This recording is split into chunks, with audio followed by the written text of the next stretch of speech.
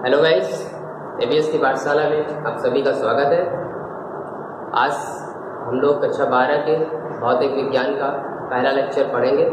ठीक है, तो पहला चैप्टर है वैद्युत आवेश तथा क्षेत्र, इलेक्ट्रिक चार्ज एंड फील्ड्स। इस चैप्टर के बारे में पढ़ेंगे। तो सबसे पहले शुरुआत करते हैं हम लोग। हमें दिखता है वैद्युत आवेश तथा क्षेत्र। तो सबसे पहले हम ये समझना चाहेंगे कि आखिर वैद्युत आवेश क्या है। वैद्युत आवेश क्या है, इलेक्ट्रिक चार्ज क्या होते हैं, इनके बारे में सबसे पहले हम जानेंगे। तो देखो, अगर मान लीजिए कोई भी दो अलग अलग वस्तुएं हैं, मान लीजिए ए और बी, अगर कोई दो अलग अलग वस्तुएं हैं और इन अलग अलग वस्तुओं को आपस में रगड़ दिया जाए, इन दोनों वस्तुओं को आपस में क्या करवाया जाए, रब करवाया जाए, रगड़ा जाए, तो क्या होता है, प्रत्येक जो वस्तु है, प्रत्येक वस्तु ए और बी दोनों क्या हो जाती है, वैद्युतमय हो जाती है। वैद्युतमय हो जाती है या आवेशित हो जाती है। अगर दो वस्तुओं को एक दूसरे के ऊपर रगड़ा जाएगा तो वो वस्तुएं वैद्युतमय हो जाएंगी या फिर क्या हो जाएंगी, आवेशित हो जाएंगी।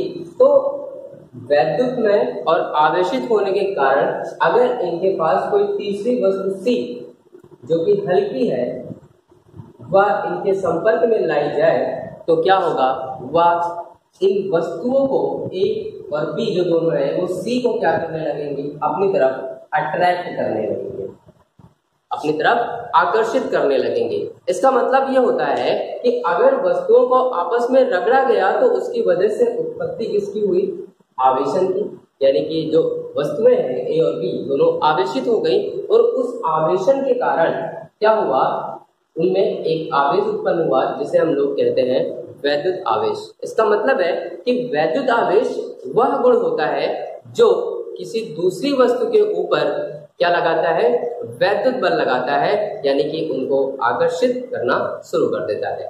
तो अभी आकर्षण की बात आई है तो इसका मतलब है कि कुछ ना कुछ तो यहाँ से हो रहा होगा जिसकी वजह से आकर्षण अथवा प्रतिकर्षण होगा।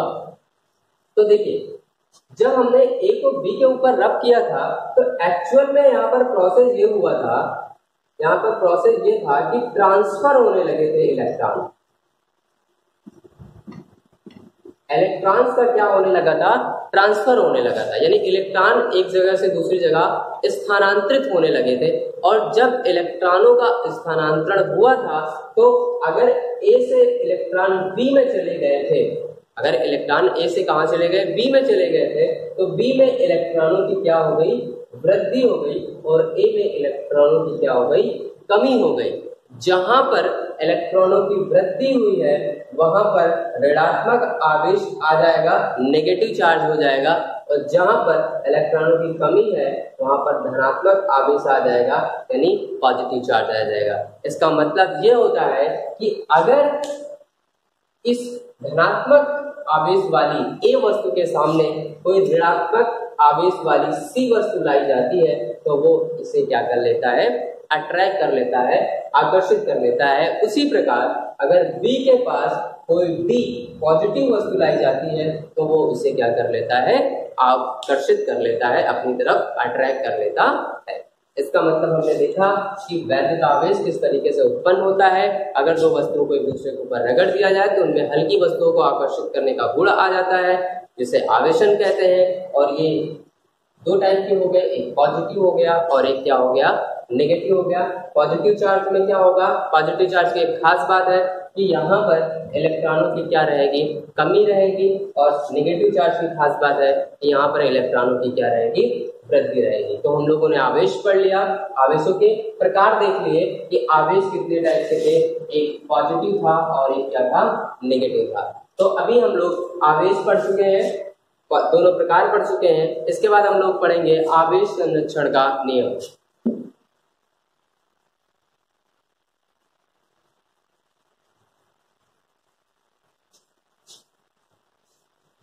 तो अब हम लोग पढ़ेंगे आवेश संरक्षण का नियम। तो अभी जस्ट हम लोगों ने सीखा है कि अगर ऑब्जेक्ट ए और बी है और इन्हें हमने क्या किया था, रब किया था, रगड़ा था एक दूसरे के ऊपर, तो क्या हुआ था, इलेक्ट्रॉनों का स्थानांतरण हो गया था। इलेक्ट्रॉनों का क्या हुआ था, स्थानांतरण हो गया था,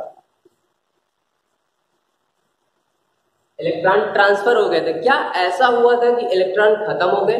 सपोज अगर ए के पास 100 इलेक्ट्रॉन थे, बी के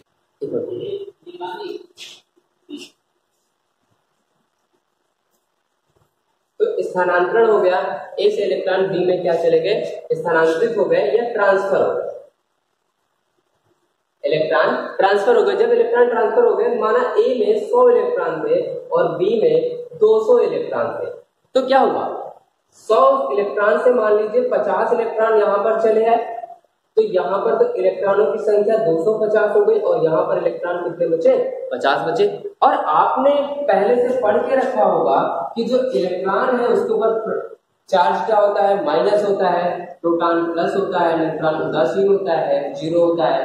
तो इलेक्ट्रॉन के ऊपर चार्ज पहले से कैसा होता है, निगेटिव होता है। अगर इलेक्ट्रॉन के ऊपर चार्ज पहले से निगेटिव है तो यहाँ पर निगेटिव चार्ज की एक्सेस हो जाएगी कि नहीं हो जाएगी? अगर निगेटिव चार्ज की एक्सेस हो जाएगी तो इसके सापेक्ष ये वाला ऋणावेशित हो जाएगा कि नहीं हो जाएगा?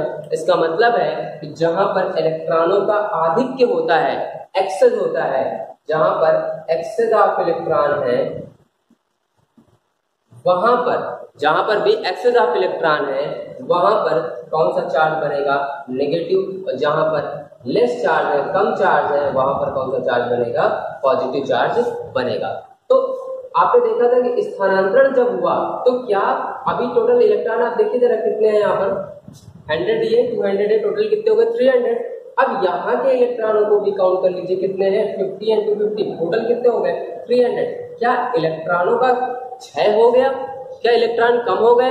ऐसा तो नहीं हुआ, सिर्फ उन लोगों ने क्या किया था, अपना ट्रांसफर किया था। तो इसका मतलब ये होता है कि अगर इलेक्ट्रॉन स्थानांतरित हो रहे हैं तो इसका मतलब है कि यहाँ से क्षय नहीं हो रहा है। तो आवेश का अगर क्षय नहीं होता है तो उसे ही हम इस रूप में समझेंगे कि जो आवेश है उसे ना तो उत्पन्न किया जा सकता है और ना ही नष्ट किया जा सकता है। इसे ही वैद्युत आवेश संरक्षण का सिद्धांत कहते हैं। यानी आवेश को ना तो उत्पन्न किया जा सकता है और ना ही नष्ट किया जा सकता है, इसे ही वैद्युत आवेश संरक्षण का सिद्धांत कहते हैं।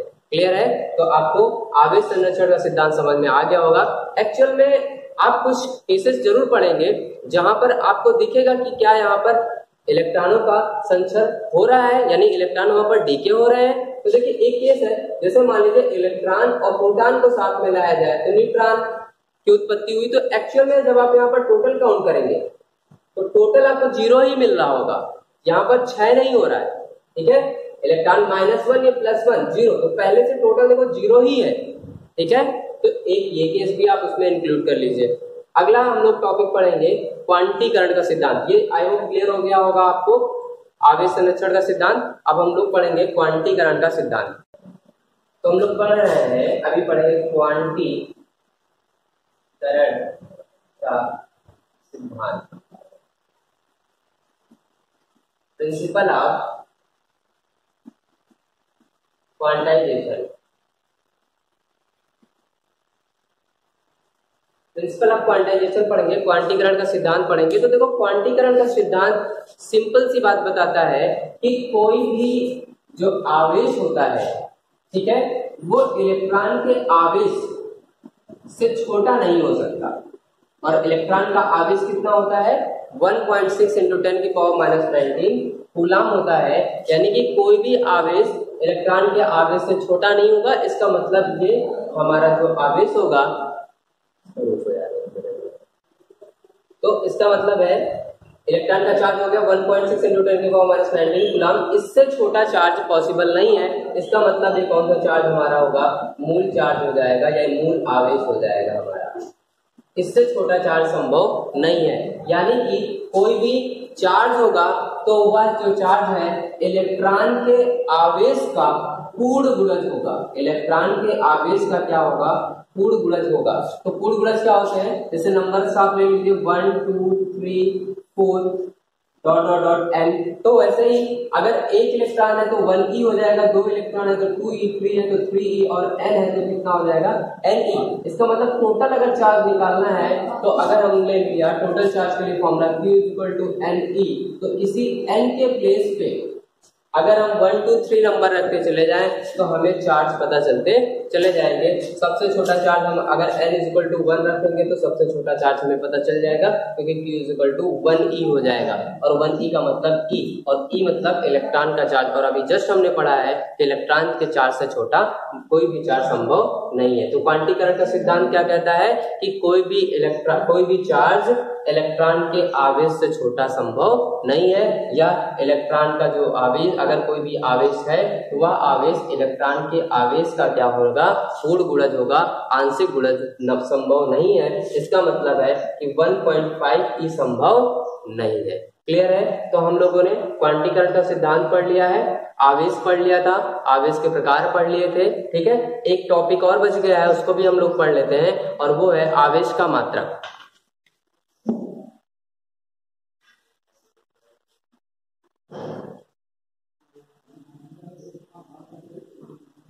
तो आवेश के मात्रक हम लोग पढ़ लेते हैं।